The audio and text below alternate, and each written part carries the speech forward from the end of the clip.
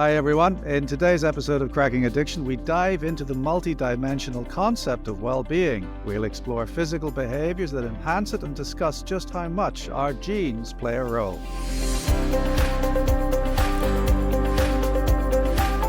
So today we're going to talk about well-being. Now, what is well-being? What are the physical behaviours that impact on well-being? What are the psychological factors that influence well-being? And what is the impact of a positive state of well-being? So these are the questions we're going to look at, and we'll do this in 2 episodes. What is well-being? Firstly, there is no universally agreed definition of what is well-being. The consensus is that there is a need to incorporate a multi-dimensional element to well-being. So you can't just focus on one dimension like physical health. Somebody has described well-being as a state of happiness and contentment with low levels of distress, overall good physical and mental health and outlook, or good quality of life. And that's their definition of well-being. My definition of well-being is this: a used pair of running shoes in the hallway, an empty medicine cabinet in the bathroom, not knowing who your GP is, enjoying Sunday lunch with friends and family, looking forward to going to work on Monday, and, this is why we're talking about it, and the absence of substance use. Now, well-being is actually genetically influenced. The heritability of well-being was found to be about 36%, whereas the heritability of satisfaction with life was found to be about 32%. So at least a third of your ability to feel well, have well-being, and to be satisfied with life is actually passed down in your genes from your mother and father. That's interesting because it means that we have to acknowledge the fact that well-being really is multidimensional. Now, what are the behavioural determinants of well-being? Well, we know that there are certain behaviours that improve well-being and there are certain behaviours that detract from well-being. So first of all, we need to understand that physical activity does impact upon well-being. So we know that commuting physical activity, so cycling or walking to work, improves well-being. And that's in contradistinction to occupational activity. So if you have to actually work physically as part of your job, for instance, if you're a laborer or a bricklayer, the physical activity that you do as a result of being obliged to be physically active in your occupation, that is actually inversely associated with well-being. And we also know that there is a positive relationship between leisure time activity and well-being. But the best relationship, the strongest positive relationship between exercise and well-being is the relationship between commuting physical activity and well-being.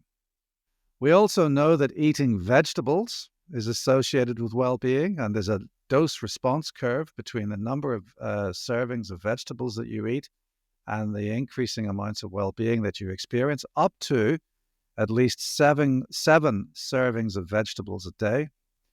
We know that abstinence from tobacco is associated with positive well-being, and we also know that genetics are associated with well-being, and we've just discussed the genetic heritability of well-being. There are also activities that reduce well-being, and well-being is inversely associated with screen time. So the more TV that you watch, the more soaps, the more binge watching, the more movies you watch, the more time you spend sitting on the couch watching TV, the less well-being you enjoy. Being inactive is associated with low levels of well-being. And so that's the opposite of having leisure time activity, leisure time physical activity, and also commuting physical activity being associated with well-being. And we also know that alcohol, the consumption of alcohol, is associated with reduced well-being. So I would urge everyone to respect the Australian alcohol guidelines: 10 standard drinks per week and no more than 4 standard drinks on any one occasion. And also let's reference the Canadian alcohol guidelines that suggest that to avoid all risk of harm to oneself or to others, no more than 2 standard drinks per week, acknowledging that the Canadian standard drink is slightly more alcohol in it than an Australian standard drink. Well-being and physical activity. So the government suggests that we need to be doing 150 minutes per week of moderate intensity physical exercise, physical activity. So what does that look like? Well, if we are looking at percentage of maximal heart rate, then it's 64 to 76% of maximal heart rate. And maximal heart rate is 220 minus your age. Another way of looking at it is to be able to walk so fast that you can still talk, but that you're unable to sing. Now, if we look at well-being and diet, as I've said before, there's a linear relationship between the number of portions of vegetables that you eat per day and positive well-being, up to 7. And this is related to the micronutrient content of vegetables, including antioxidants, et cetera, et cetera. And this is actually reflected in diets such as the Mediterranean diet, or also the MIND diet, that emphasize the beneficial effects of colored vegetables, green vegetables, and also berries in particular for the MIND diet. And if we look at well-being and tobacco, I said previously that well-being was inversely associated with tobacco smoking. So never having smoked is associated with a higher likelihood of higher mental health well-being. So never having smoked. So that's actually more important to understand in the context of quitters. So never ever having smoked, you're more likely to have the most well-being. So yes, we would recommend that people stop smoking immediately, and we'd always support people to stop smoking. For those of us who've never actually succumbed to tobacco addiction, those individuals are more likely to have a higher well-being.